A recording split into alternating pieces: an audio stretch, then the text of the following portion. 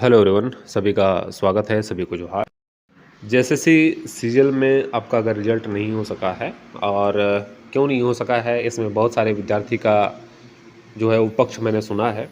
खैर, अब जो है उस पे अफ़सोस नहीं करना है, लड़ाई के साथ-साथ पढ़ाई भी आपको जारी रखनी पड़ेगी और आप सभी विद्यार्थियों के समक्ष 2026 का साल जो है, वो मैं आशा करता हूँ, ये कन्फर्म नहीं हूँ, लेकिन आशा करता हूँ कि आपके लिए जो है वो अच्छा अवसर आपको मिलेगा, भर्तियाँ आएँगी, ऐसा अनुमान जो है वो लगाया जा सकता है।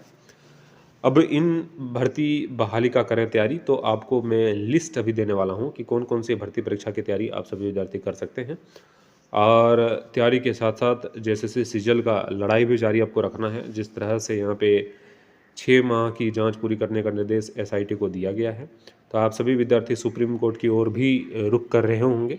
तो लड़ाई भी आपको जारी रखनी है। लड़ाई के साथ-साथ जो है वो पढ़ाई नहीं छोड़ना है, पढ़ाई भी जारी रखना है, क्योंकि फर्दर जो एग्ज़ामिनेशन आपके जेएसएससी के लिए जाएँगे, बाद में एग्ज़ामिनेशन जो लिए जाएँगे 2026 में, उसकी भी तैयारी आपको करनी है।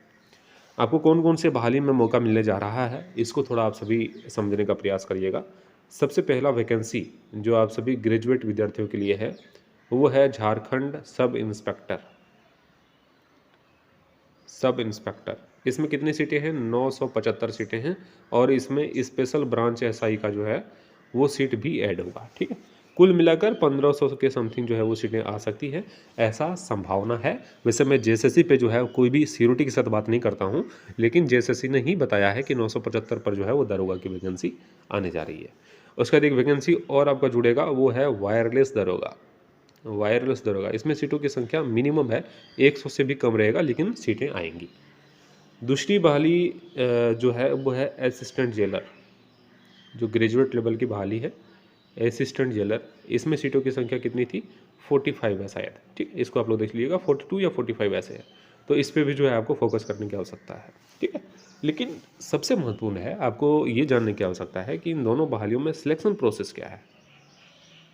सिलेक्शन प्रोसेस क्या है?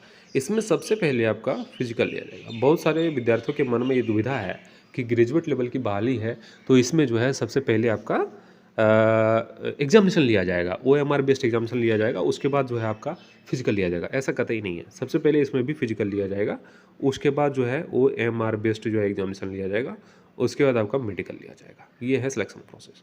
तो फिजिकल है, तो फिजिकल में जो है आपका क्या करना पड़ेगा? फिजिकल जो है वो झारखंड में 1600 मीटर कर दिया गया है। अगर आप मेल कैंडिडेट हैं तो आपको 6 मिनट में 1600 मीटर दौड़ना है, और अगर फीमेल कैंडिडेट हैं तो आपको 10 मिनट में 1600 मीटर दौड़ना है। ये चीज़ें जो है आपका क्राइटेरिया है। ठीक है, 1600 मीटर रनिंग के बारे में मैंने इसलिए भी जिक्र किया है क्योंकि 1600 मीटर का रनिंग जो है वो काफ़ी टफ है।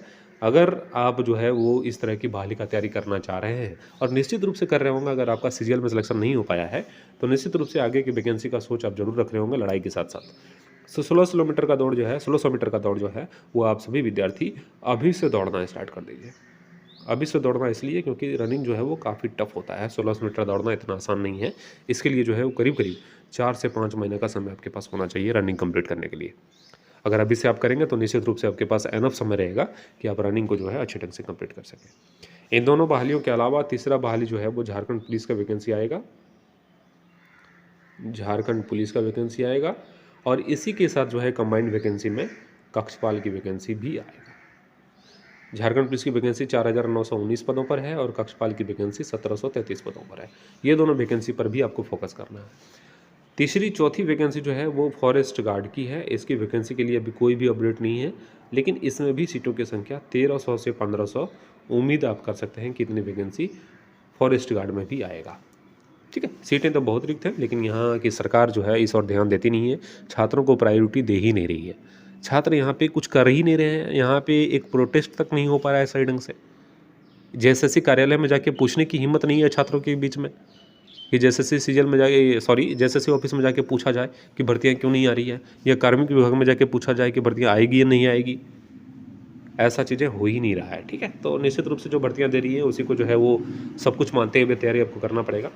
तो इतनी बहालियाँ अभी हैं जो लाइनअप है, और इतनी बहालियाँ आने के लिए तैयार है। आपके सभी जो है राज्य के विद्यार्थियों को इस ओर ध्यान देने की आवश्यकता है। उसके बाद एक वैकेंसी आती है, वो है क्षेत्र कार्यकर्ता। क्षेत्र कार्यकर्ता, इसमें भी 500 समथिंग जो है वो सीटें हैं। उसके बाद एक वैकेंसी आएगा special branch constable, special branch constable. ये भी वैकेंसी जो है वो कतारबद्ध है, ये भी वैकेंसी आपको 2026 में देखने को मिलेगा। तो इतनी भर्तियां हैं जिसकी तैयारी आप सभी विद्यार्थी कर सकते हैं। और इस चैनल के मेंबरशिप में आप लोग ज़रूर जुड़िए। वहाँ पे इम्पोर्टेंट टॉपिक जो जेएसएससी का पूछने का रवैया रहा है वो टॉपिक को ही मैं क्लियर करा दे रहा हूँ। इससे ये आपका होगा कि आपको सारे टॉपिक्स पता चल जाएंगे कि जेएसएससी जो है वो कौन कौन से टॉपिक से प्रश्न पूछती है। इसमें सब्सक्राइब बटन के बगल में एक बटन दिखेगा, वहाँ पे ज्वाइन बटन, यहाँ पे क्लिक करके आपको 59 रुपया जो है वो पे करना है। इसके बाद सारे वीडियोज़ आपके खुल जाएंगे, करीब करीब वहाँ पे 25 वीडियोज़ आ चुके हैं, तो आपके लिए जो है वो इम्पॉर्टेंट होगा। बाकी इन सभी भर्तियों की तैयारी आप सभी विद्यार्थी अभी से करते रहिए, क्योंकि यहाँ पे जो है वो टॉप में रहना पड़ेगा। ठीक है, सबसे बड़ी बात है अगर सिलेक्शन लेना है तो टॉप में रहना पड़ेगा, टॉप करना पड़ेगा, तभी जो है आपको कोई बाहर नहीं निकाल सकता है। अन्यथा अगर आप थोड़ा बीच में मिडिल में या नीचे रहेंगे तो आपको बाहर फेंक दिया जाएगा, क्योंकि इस तरह के गिरोह सक्रिय हैं जो पेपर लीक करवा देते हैं। और पेपर लीक करवा दिया जाएगा, अगर पेपर एक दिन पहले किसी विद्यार्थी को मिल जा रहा है और उससे अगर आप फाइट करेंगे तो निश्चित रूप से जो है आप बहुत पीछे चले जाएंगे। और यही चीज़ें आप लोगों ने देखा कि जैसे सीजीएल में भी आरोप लगा है। ठीक है, सारी चीज़ें क्लियर हो गई होगी। अगर अभी भी कोई दुविधा है तो निश्चित रूप से कमेंट करके पूछ लीजिएगा। आपके प्रश्नों का जवाब मैं देने के लिए हमेशा तैयार रहता हूं। कमेंट में ही आपके प्रश्नों का जवाब दे दिया जाएगा। आप सभी का शुक्रिया, बहुत बहुत धन्यवाद। चैनल पर अगर न्यू है तो चैनल को सब्सक्राइब करके बेल आइकन को जरूर दबा लीजिएगा।